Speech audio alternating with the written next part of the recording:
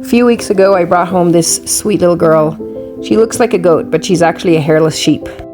She was a runt, so she wasn't good for breeding or eating, and hairless sheep don't have wool. So I took her to integrate her into our therapy program. At first, the other residents weren't too excited about their new neighbor, especially our goat. She was pissed.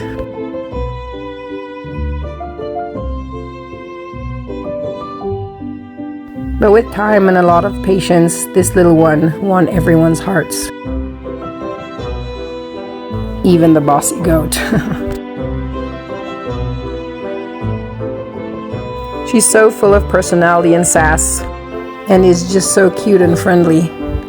She now has an official job as a therapy sheep.